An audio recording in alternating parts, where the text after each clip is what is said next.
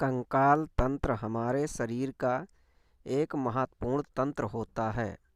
कंकाल तंत्र के बिना हमारा शरीर बेकार होता है, क्योंकि कंकाल के बिना ना हम चल सकते हैं, ना दौड़ सकते हैं, ना उठ सकते हैं और ना बैठ सकते हैं। कंकाल के बिना हम बोल भी नहीं सकते हैं। तो कंकाल तंत्र हमारे शरीर का एक तो ढांचा बनाता है, यानी फ्रेम बनाता है। हमारे शरीर को एक निश्चित आकार प्रदान करता है। हमारे शरीर की निश्चित संरचना बनाने के साथ ही यह कंकाल तंत्र हमारे शरीर में खून का भी निर्माण करता है। देखिए यहाँ पर ये जो हमारे शरीर की मोटी हड्डियाँ हैं, जैसे ये हाथ की हड्डी और ये पैर की हड्डी, तो इन मोटी हड्डियों के अंदर पतला सुराख होता है, यानी छिद्र होता है। इन छिद्रों में एक गूदेदार पदार्थ भरा होता है, जिसे अस्थि मज्जा कहते हैं। इसी अस्थि मज्जा में खून का निर्माण होता है, लाल रुधिर कणिकाओं का निर्माण होता है। हमारे चेहरे की बनावट भी कंकाल तंत्र के द्वारा ही होता है। जितना सुंदर हमारे चेहरे का कंकाल होगा, उतना ही सुंदर हमारा चेहरा दिखाई देता है।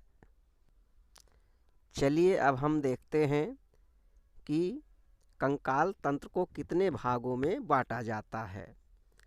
तो देखिए यहाँ पर ये हरे रंग से रंगा हुआ कंकाल का भाग दिखाई दे रहा है आप सभी लोगों को।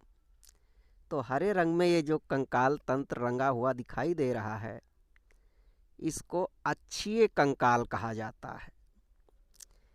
इसके बाद देखिए ये जो रंगा हुआ नहीं है, ये पैर की हड्डियां और ये हाथ की हड्डियां और इनसे संबंधित जो श्रोण मेखला और अंश मेखला होता है, इन सभी को हम उपांगीय कंकाल कहते हैं।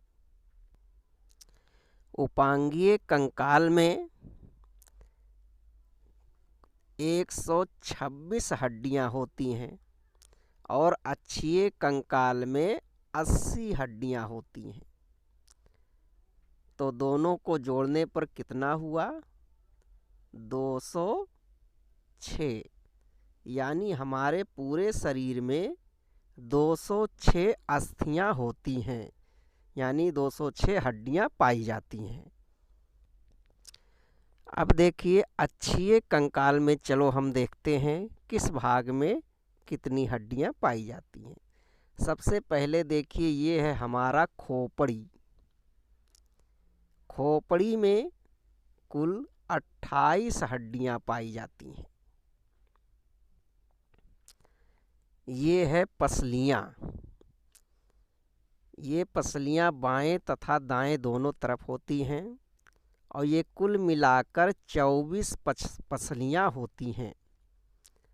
24 पसली या इसको 12 जोड़ी पसली कहा जाएगा।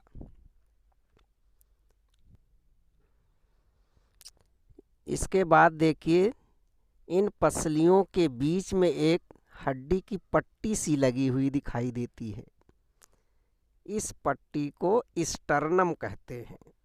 इसकी संख्या केवल 1 होती है, मतलब एक ही स्टर्नम होता है जिसके द्वारा बाएं तथा दाएं भाग की दोनों पसलियां जुड़ी रहती हैं। अब अक्षीय कंकाल में बचता है रीढ़ की हड्डी। तो रीढ़ की हड्डी हमारे शरीर के पिछले भाग में होती है। तो चलिए हम पिछले भाग की ओर चलते हैं। ये है हमारे शरीर का पिछला भाग। यहाँ पर देखिए खोपड़ी से लेकर निचले भाग तक एक रस्सी की तरह ये हड्डी होती है और ये छोटे छोटे टुकड़ों से जुड़कर बनी होती है। इसे रीढ़ की हड्डी कहते हैं। और इस रीढ़ की हड्डी में कुल 26 हड्डियां छोटी छोटी जुड़ी होती हैं, जिन्हें कशेरुकाएं कहते हैं। इन हड्डियों की संख्या छोटे बच्चों में 33 होती है। ये 5 साल तक के बच्चों में ही पाई जाती है 33 संख्या में।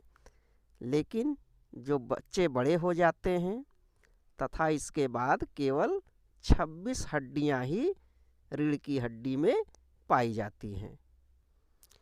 तो इस प्रकार अक्षीय कंकाल की ये हड्डियां हो गईं।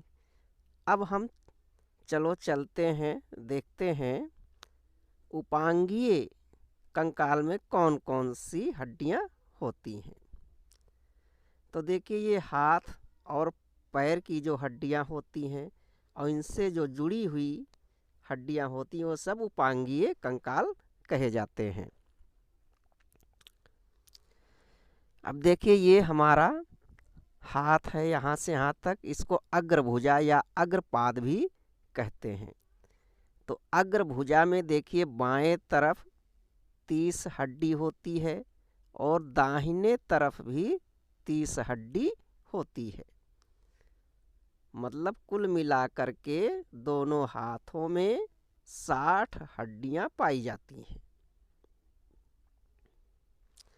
और इस अग्र पाद से जुड़े हुए यहाँ पर देखिए ऊपर ये अंश मेखला जुड़ा होता है बाएं और दाएं साइड में।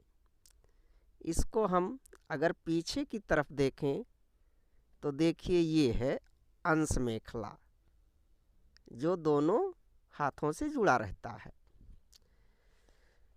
तो ये 2 हड्डियां हमारे शरीर के पीछे होती हैं और 2 हड्डियां हमारे शरीर के आगे की तरफ पाई जाती हैं। तो कुल मिलाकर के अंश मेखला में 4 हड्डियां पाई जाती हैं। अब देखिए ये पैर की हड्डी, जिस प्रकार से हमारे हाथों में 30-30 हड्डियां बाएं तथा दाएं होती हैं, उसी प्रकार से हमारे पैर में भी बाएं तरफ 30 हड्डी होती है और दाहिने तरफ भी 30 हड्डी होती है। यानी कुल मिलाकर के 60 हड्डियां पाई जाती हैं। हमारे दोनों पैर की हड्डियां जिस भाग से जुड़ती हैं इसको हम श्रोण मेखला कहते हैं। ये बाएं साइड में भी श्रोण मेखला होता है और दाहिने साइड में भी श्रोण मेखला होता है। मतलब कुल मिलाकर श्रोण मेखला में 2 हड्डियां पाई जाती हैं। तो हम लोगों ने देखा कि हमारे कंकाल तंत्र के किस भाग में कितनी हड्डियां होती हैं।